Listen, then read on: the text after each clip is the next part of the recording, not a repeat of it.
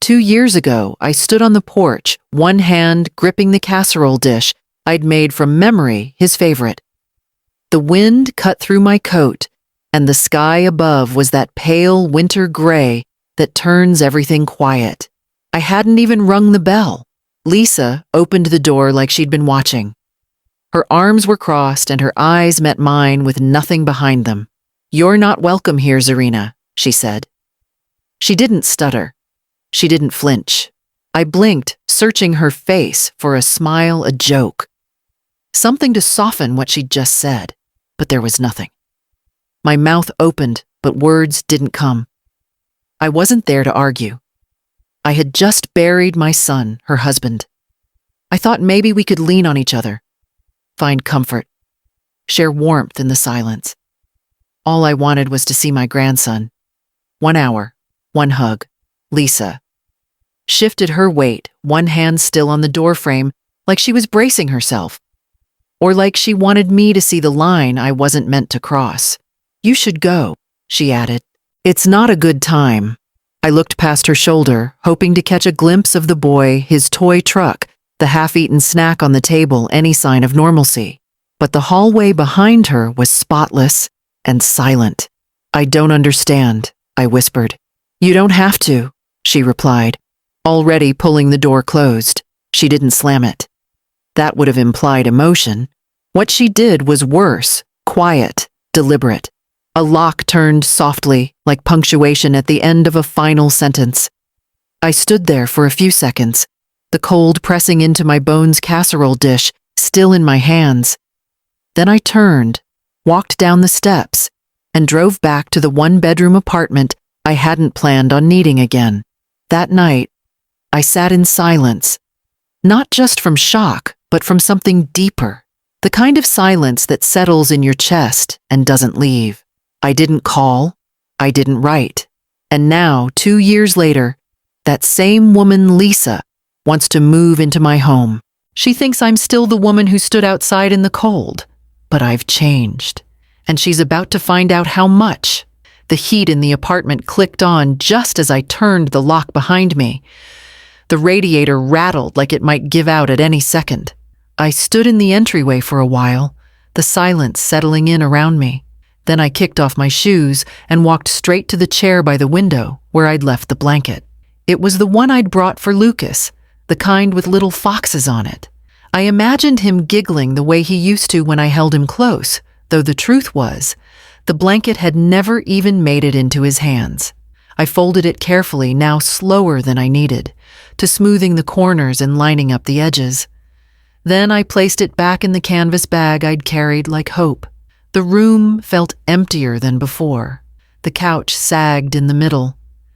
The lamp tilted slightly where the base had cracked, and the sewing machine sat in the corner dusty, but waiting.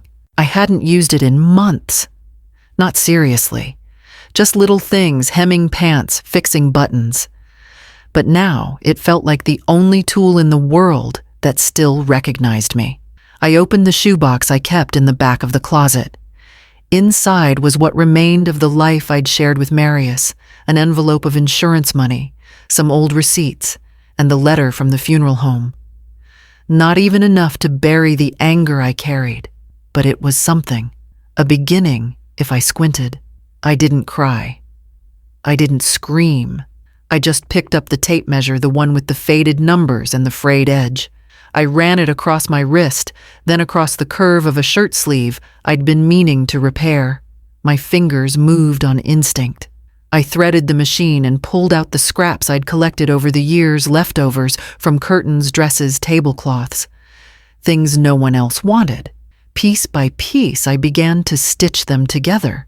Not because I had a grand vision, not because I thought it would save me, but because it was the only thing left that made sense. And somehow, that thread started to hold more than just fabric. At first, it was just neighbors. Someone needing a zipper replaced a hem fixed before Sunday service. I didn't advertise. I didn't even answer the door without checking the peephole. But people came anyway, drawn by whispers and word of mouth. The old woman at the end of Burrow Street does beautiful work. Old woman. I didn't mind the title. It meant I was out of their way but useful enough to be needed. I mended what they brought: school uniforms, torn sleeves, sun-faded curtains. I worked with care. Not because I wanted praise, but because I knew what it felt like to be overlooked. In the evenings, when the street outside quieted, I turned the machine on low and sewed with the window cracked open. The air carried car horns and the occasional bark from the alley. I didn't play music. I didn't need distraction. The rhythm of needle and thread was enough. I charged what was fair, just enough to keep the work coming, but never so low that they assumed I had nothing better to do.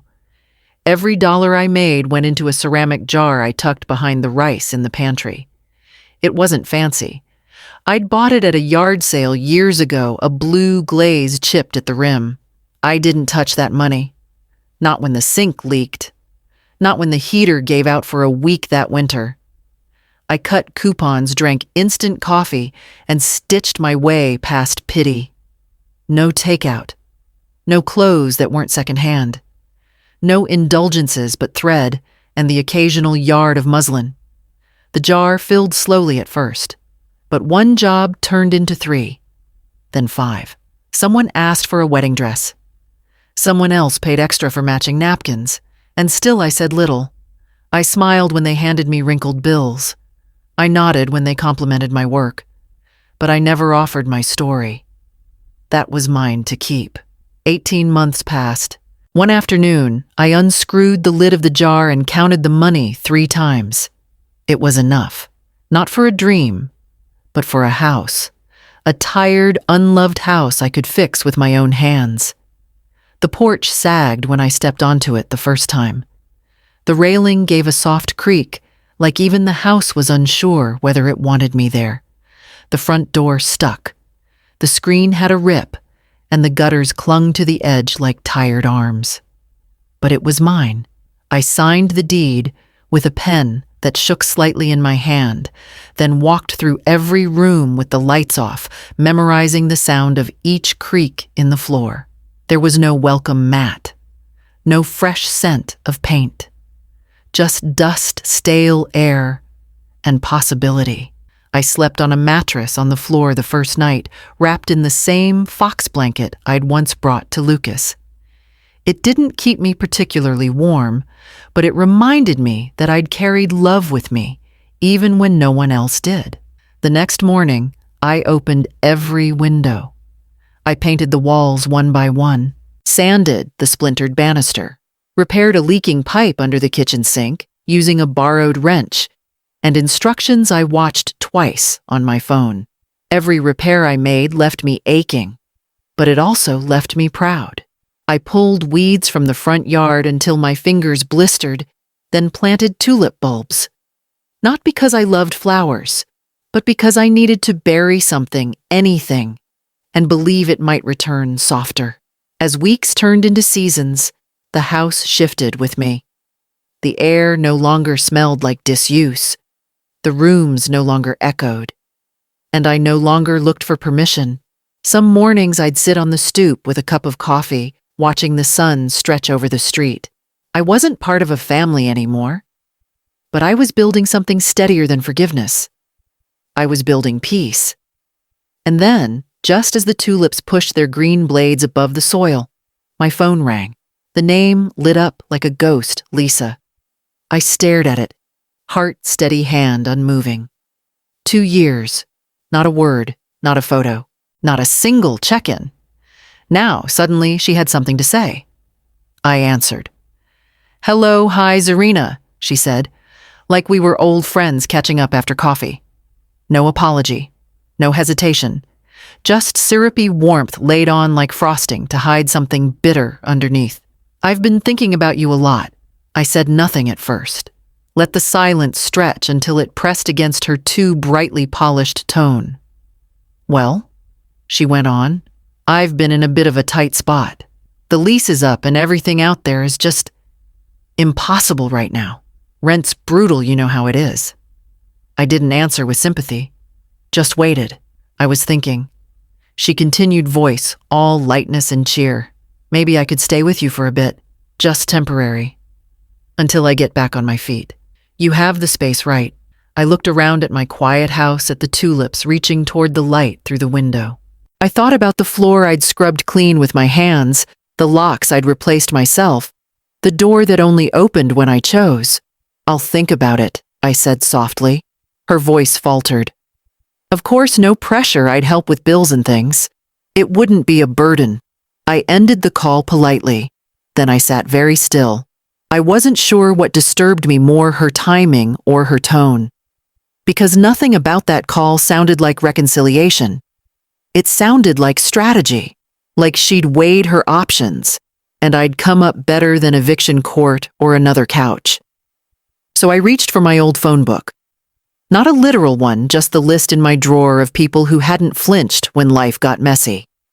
There was one name I hadn't dialed in a long time. Marcy, the retired paralegal who helped me sort through Dane's accounts after he died. I called. Zarina, she said, recognizing my voice instantly. What do you need? Help finding the truth, I said, about what I looked out the window as the wind bent the tulips in one clean wave. About why she really wants in. Diane called me the next afternoon. Her voice was steady, but I could hear the tightness under it. She's been evicted twice in the past year, she began. Maxed out 5 credit cards. Small claims filed against her in 2 counties. And Zarina. She listed you as a reference on a personal loan application. I felt the air shift around me the way it does right before a storm. I never signed anything, I said flatly. I know, Diane replied. But your name's there.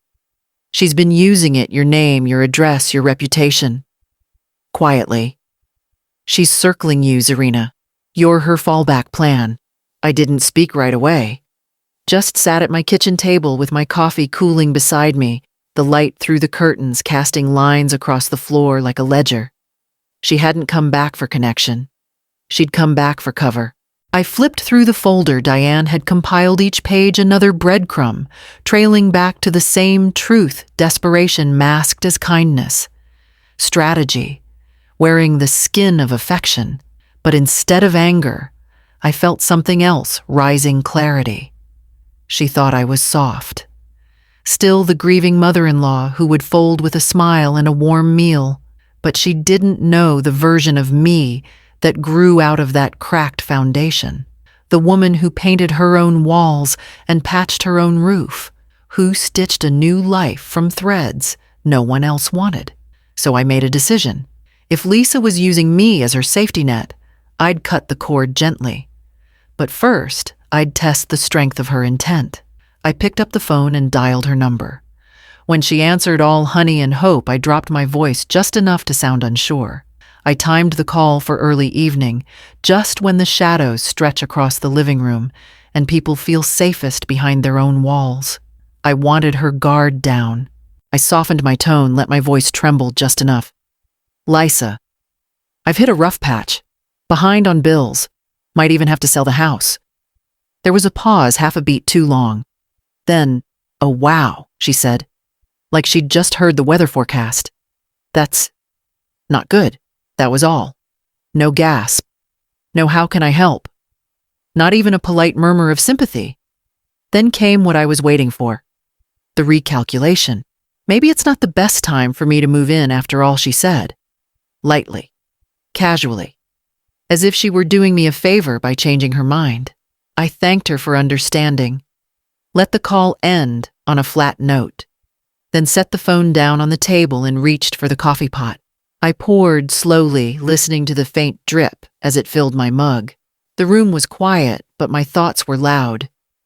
She hadn't called because she cared. She called because she assumed I had something she needed security, and when I didn't, she disappeared again. I stared out the kitchen window, my hand around the warm ceramic. There was a stillness in the air I hadn't felt in years. Not peace, not sadness, something colder. A kind of recognition. This wasn't the daughter-in-law I used to know, not the one who'd once laughed beside me while folding baby clothes on the couch or helped me carry soup when my husband was recovering from surgery. That version had vanished long ago. What stood in her place now was a woman who weighed every conversation like a transaction, and I had let her reveal it without pushing. She showed her hand the moment she thought there was nothing left to gain. Now that I had the truth, I could stop pretending. I rinsed my cup, dried it with the same towel I'd used that morning, and reached for the folder Diane had given me. It was time to prepare for the next visit, because I knew it was coming. She came on a Sunday afternoon without calling. Like before. Like always. The kind of arrival meant to catch you off guard to force your hand. I opened the door, but didn't step aside. "Hi, Zarina," she said, bright and breezy like the last 2 years were just a skipped holiday. "I've been thinking, maybe we can make this easier for both of us." She glanced past me into the house, measuring things I could tell. "What if we sold this place? You could downsize. I could help manage the sale. We split the profit. Win-win." She smiled like it was a generous offer, like it hadn't all been orchestrated. "I mean, you're my only family," she said softer now. "It just makes sense." I let her words hang there. No nod, no agreement. Then I asked if I were truly struggling last week. "Why didn't you offer help then?" There it was. The pause. The moment her rehearsed lines ran out. Well, I didn't want to intrude." "Right," I said quietly. She shifted her wide eyes, flicking to the tulips blooming behind me. Flowers she hadn't planted, hadn't watered. "I'm just trying to fix things," she said, voice thinner now. "Start fresh." "But nothing's changed," I replied. "Not really. You only came back when you thought there was something here for you." Her jaw twitched. "That's not fair." I held her gaze. What's unfair is using someone's name on a loan application they never saw. She went still, breath caught in her throat. "I know, Lisa," I said. "I've seen the filings, the evictions, the credit lines, and the part where you put me down as a reference without asking." Her face drained of color. "You went digging into my life." "No," I said. "I went looking for the truth. Because you stopped offering it." The wind shifted on the porch, tugging at the edge of her jacket. She looked smaller then, not younger, just cornered. She tried again. "Can we at least talk about options? Maybe something that works for both of us?" I stepped back, not to invite her in, but to stand taller in my own space. Because this time I wasn't giving an inch. I stood in the doorway I'd rebuilt with my own hands, painted trim-repaired hinge wreath I'd woven from dried vines in my backyard. It wasn't much, but it was mine. And I wasn't about to let her rewrite that. "You listed me as a reference on a loan application," I began. "One I never saw, never agreed to." Lisa's face tightened. "You went digging into my life." "No," I said evenly. "I went looking for the truth when you stopped offering it." She looked away, eyes scanning the porch like it might offer her a way out. It didn't. "I have the eviction notices, the credit reports. Diane walked me through the filings. Everything you tried to keep quiet, I've seen." Her mouth opened closed. For a moment I thought she might cry, but no tears came. Just defensiveness. "I was desperate," she said. "I didn't have anyone else. You had me once," I said. "And you slammed the door in my face." She bristled. "That was a bad time. You don't know what I was going through." "And you don't know what I was going through," I replied, voice like stone. "You didn't ask." I turned and reached for the papers I'd left on the entry table. A manila envelope. I handed it to her. "What's this?" "A list of clerical job leads in your area, a sample budget worksheet, a contact at a credit counseling agency. All things that helped me when I had nothing but a sewing machine and grief." She didn't take it at first, just stared at the envelope like it was poison. "I'm not here to shame you," I added. "I'm here to protect what I built. You're not entitled to it just because it's comfortable." She reached out, hesitated, then finally took the envelope. "I'm not giving you a key, Lisa," I said quietly. "This isn't your shelter. This is my home." She didn't argue. Not out loud. She just stood there on the porch, her world shrinking down to one closed door, and the sound of tulip leaves rustling behind her. Inside, my house remained still. My peace intact. She didn't say another word, just turned shoulders stiff and walked back down the path she'd once believed led to something easy. I didn't call after her, didn't explain myself. I'd done enough of that in my life. The door shut behind me with the same quiet strength I'd built everything else on. No slam, no drama, just finality. I turned the lock with steady fingers and walked into the kitchen. The kettle was still warm. I brewed a fresh cup of coffee, black, no sugar. The morning light poured through the window above the sink. Outside, the tulips I'd planted 2 springs ago had bloomed again, vivid red against the dark soil, defiant in their survival. I pulled a chair to the window and sat, palms curled around the mug, steam rising into the stillness of the house. 2 years ago, I walked away from her doorstep with nothing but grief and a folded blanket. Today, I sat in a home I'd paid for in stitches, grit, and silence. I had no riches to flaunt, just a porch I rebuilt, a life I reclaimed, and a sense of peace that didn't come from someone else's approval. There were still bills to pay, floors that creaked, weeds that tried to come back.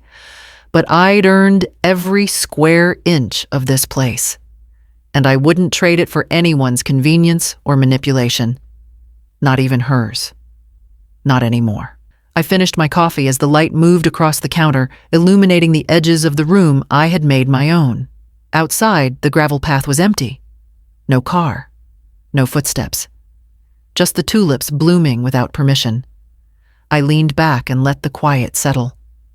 If one day she returns, not with plans or pity, not with sweet voices hiding rotten centers, but with truth, humility, and something real, well, the door's still here, but it doesn't open for excuses, only for respect.